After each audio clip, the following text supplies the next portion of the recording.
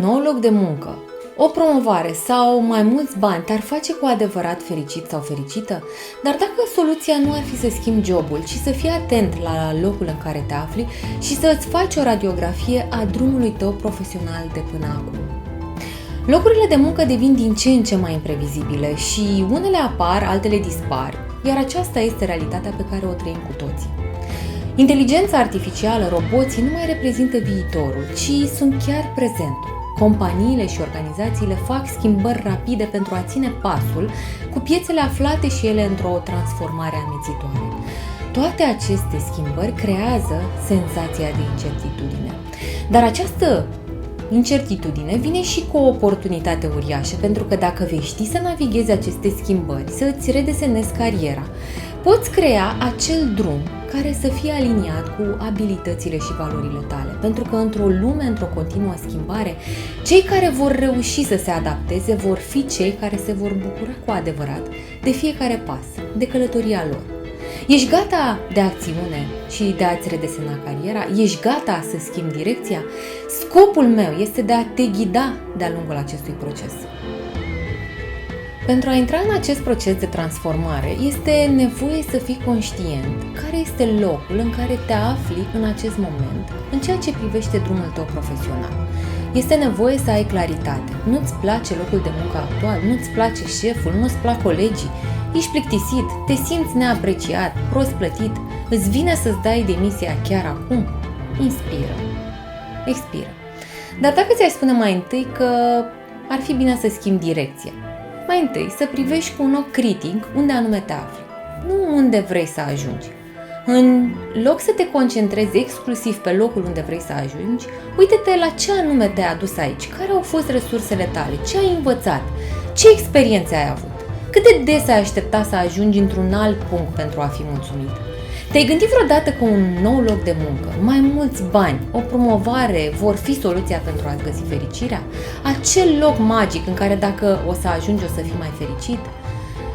Și doar să ți-ai dorit să ajungi acolo, dar de cele mai multe ori, când ajungi acolo, este posibil să fii tot nemulțumit. De aceea, primul pas pe care ți-l propun pentru a schimba direcția este să faci radiografia carierei tale. În felul acesta vei ști ce te nemulțumește. În felul acesta vei avea claritate și vei ști pe ce anume să construiești mai departe. Când ești pregătit să faci radiografia carierei tale, să îți asumi locul în care te afli chiar acum, să simți că e suficient ceea ce ai făcut până acum, dar să-ți dorești să construiești în continuare, vei fi pregătit să schimbi direcția și să începi drumul tău. Mi-am numit site-ul și canalul Odivu, pentru că viața nu este un déjà vu, ci o călătorie interioară unică pentru descoperirea propriei identități și propriului drum în această lume. Este o odisee proprie. Să faci radiografia carierei tale este un punct esențial, un start, pentru că îți arată că îți dorești să începi procesul de transformare. Oamenii cu care am lucrat și lucrez sunt în diferite faze ale drumului lor profesional. Cei spre 30 de ani sunt implicați în foarte multe activități și de multe ori le lipsește claritatea.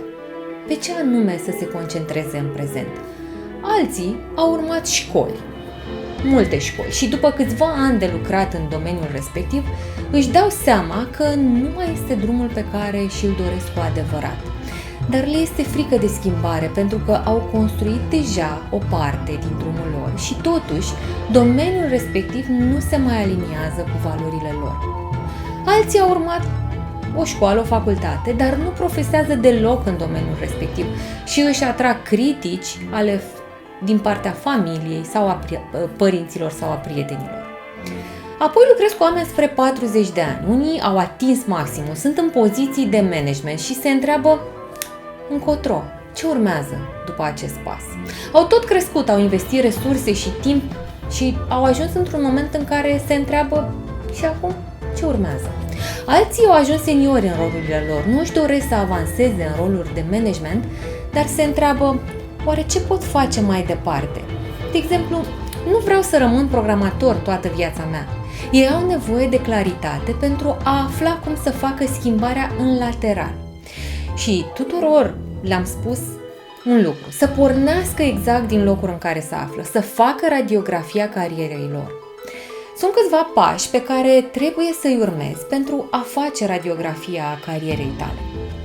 Și acum aș vrea să începem primul pas împreună. Ia-ți un moment. Gândește-te ce îți aduce satisfacție în cariera ta actuală, în punctul în care te afli. Notează-ți câteva exemple. Ce funcționează bine pentru tine în acest moment? Ce te face fericit, împlinit în ceea ce faci acum, în locul în care te afli? Poate sunt lucrurile pe care le faci, poate că sunt oamenii cu care colaborezi și comunici, poate că este flexibilitatea locului în care lucrezi, poate este doar vorba de bani. Cu acest pas obții claritate, aduci în lumină ceea ce funcționează pentru tine.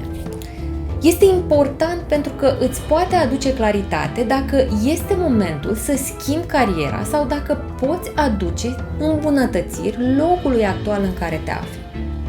Când a trebuit să fac trecerea de la programator la Scrum Master, a fost foarte dificil.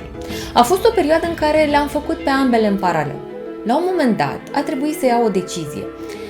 Și am luat decizia de a merge mai departe, de a intra în rolul de Scrum Master. Am evaluat atunci ce mă aduce mai aproape de valorile mele. Pentru că mi-am dat seama că lucrul cu oamenii este ceea ce îmi doresc și să aduc schimbări pozitive, am luat decizia să merg mai departe, deși nu a fost ușor. Dacă ai identificat deja o sursă de satisfacție în carieră, aruncă o privire în descriere, unde am inclus un link către template-ul de radiografie a carierei tale, pentru a-ți nota descoperirile tale. Al doilea pas pe care ți-l propun este să identifici frustrările cu care te confrunți în locul în care te afli acum. Ce te demotivează? Care sunt frustrările pe care le ai? Ce îți consumă cu adevărat energia? Frustrările pot veni uneori din surse externe, mediul toxic de lucru, cultura organizațională.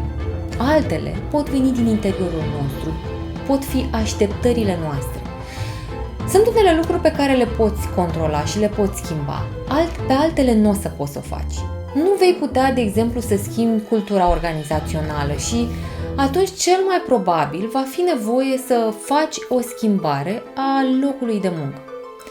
Dar dacă totuși îți place locul de muncă în care te afli și îți dorești să rămâi acolo unde ești, atunci poți schimba așteptările și abordarea.